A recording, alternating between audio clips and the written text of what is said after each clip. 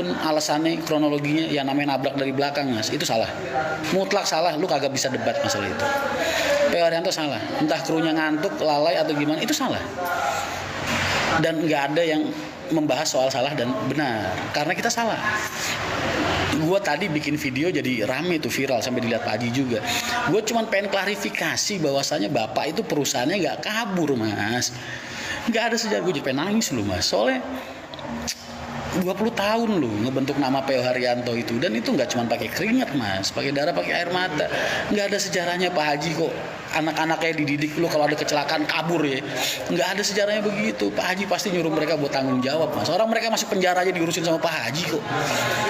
Tanya tuh sama Andi, 4 tahun dia masuk penjara, diurusin nggak keluarga sama Pak Haji? Diurusin mas. Pak Haji nggak pernah nggak sayang sama karyawannya, nggak pernah Pak Haji itu nggak tanggung jawab sama apapun yang terjadi sama karyawannya. Begitu juga korban-korbannya, nggak ada. Lu bikin gua melo aja, kampret emang kalian, berbah kalian semua. Bisa-bisanya bilang perusahaan kabur, nggak ada pengurusan, kan kesannya kayak jahat banget orang tua gue.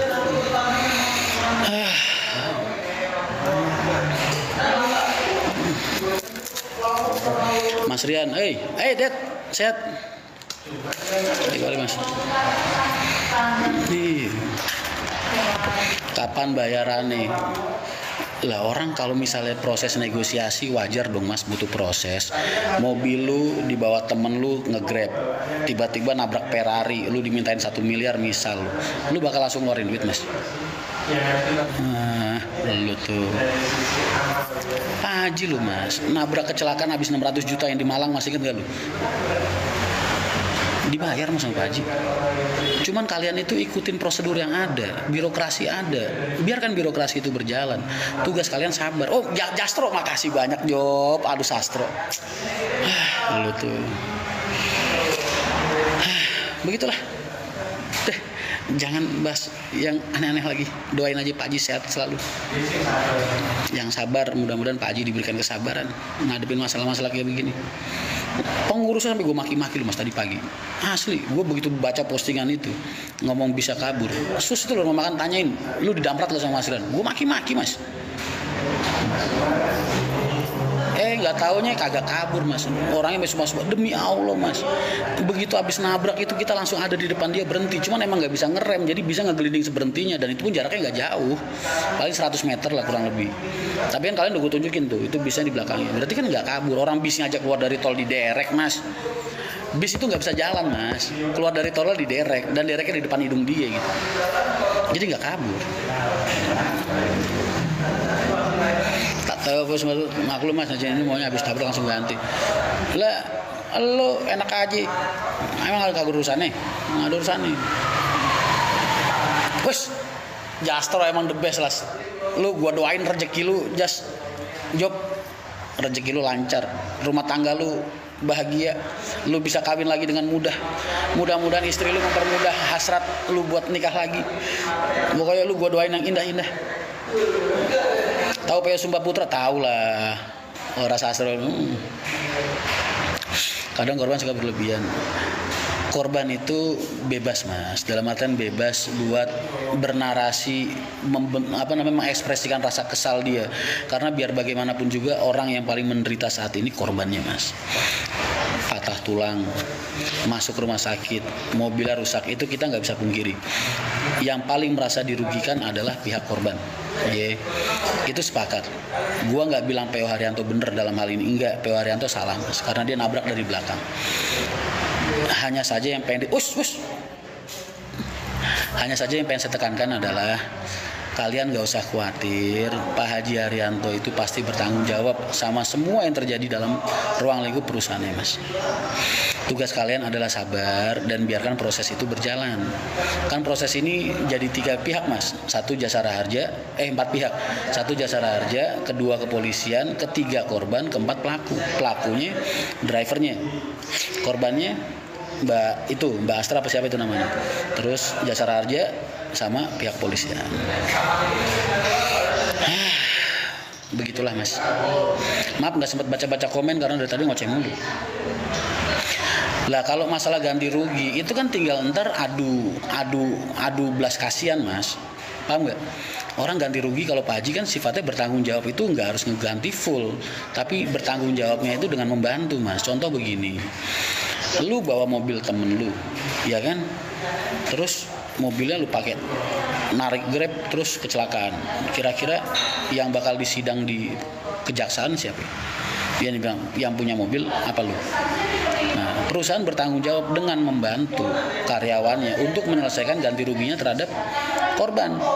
Lah ganti ruginya ini kan disepakati bersama Mas, ya enggak? Nah, kalau misalnya terus lu ngomong, wah nggak mau tahu, gue minta ganti rugi 10 miliar. Lah kalau orang yang nggak punya duit Mas, kalau drivernya nggak punya duit, terus perusahaannya nggak bisa bantu segitu misalnya, mau dipaksain kan nggak bisa. Makanya tercipta yang namanya mediasi. Kok nggak enak ya? Mediasi. Nah, maka tercipta mediasi antara korban dengan pelaku. Oh ya ini gimana nih? Ini kan perdata nih. Kerugian gua udah nggak kehitung lah, 2 miliar lebih. Lu sanggup ganti berapa? Nah ini kan tawar menawar Mas, berarti jatuhnya kan. Ini loh yang belum selesai. Mediasi bos, iya itu dia. Itu yang belum selesai. Kalau belum selesai berarti kan ada lagi diurusin tapi belum selesai. Beda kan sama nggak ada tanggung jawab dan kabur begitu aja. Beda nggak? Beda. Kembali ke HR aja. HR selamanya ada di sini Mas, itu kan perusahaan keluarga gua. Makanya kalau adik-adik gua dicecer orang apa perusahaan, ya gue ikut sakit lah Mas. Meditasi Mas, ya pokoknya begitulah. Mediasi. Itu katanya minta ganti rugi. Memang belum ada percakapan formal. Ini tadi orang bagian pengurus lakai udah gue tanyain, lu ke rumah sakit ngapain? Nggak mungkin kan lu bawa buah-buahan doang, gue bilang. Enggak Mas, kita itu ke sana. Terus katanya lu ngajak siapa? 4 orang badannya keker-keker. Gue marahin doang tadi pagi sus itu. Terus dia nunjukin foto itu, fotonya malah suami korbannya Mas, yang begini itu suami korbannya. Jadi bukannya yang keker tuh malah suami korbannya. Teman-teman gue yang kesana mau badannya kecil-kecil, cuma yang satu agak gemuk memang. Dan lu bisa lihat sendiri di fotonya kan tangannya begini semua. Nah berarti kan suasana dan suaminya korban ini juga begini. Berarti kan itu bukti bahwa mereka tidak terintimidasi dengan kedatangan 4 orang rekan-rekan pengurus ke sana. Nggak intimidasi kan? Orang suaminya yang badannya keker yang begini. Lah teman-teman gue kan malah begini Mas. Berarti nggak ada intimidasi kan? Begitu. Paham ya? Nah, ke situ nggak mungkin lu bawa buah doang. Lu ngapain sono? Ya kita ngobrol Mas, kita ngomong Mbak gimana kejadiannya, terus ya ikut bela sungkawa dan lain sebagainya. Terus gimana ke depannya kayak gini ya. Udah mulai ada speak dikit-dikit. Yang suaminya itu udah sepil. Emang belum ada omongan minta 1 miliar belum. Cuman udah sepil. Sepilnya tuh begini katanya. Ini mobil saya mau minta ganti baru pokoknya karena saya udah nggak bisa pakai mobil ini, keluarga saya udah trauma. 1. Terus ini nanti istri saya berobat selama nganggur segala macam bla bla bla, berobatnya pakai obat Cina apa Sinse itu 4 juta sekali berobat. 2. Itu udah dikalkulasi sama suaminya. Udah ada obrolan ya kira-kira habisnya mah 1 miliar lebih lah. Sus bilang kayak gitu. Makanya terus ya tercipta itu, tapi kan itu belum formal, baru sepik-sepik omongan dari luar. Maksudnya sepik-sepik omongan ringan belum resmi, karena nanti ada pengurus resminya namanya Pak Santoso yang datang buat ngurusin hal itu. Jadi udah ada birokrasi untuk ke arah sana. Paham ya? Nah, iya, jangan bilang mata duitan. Korban kan bebas Mas. Ya, ibaratnya orang mobilnya tadinya baru, tiba-tiba jadi setengah begitu, ya wajar-wajar aja. Dia mau minta 10 miliar juga wajar namanya korban. Tinggal kitanya sanggup apa enggak.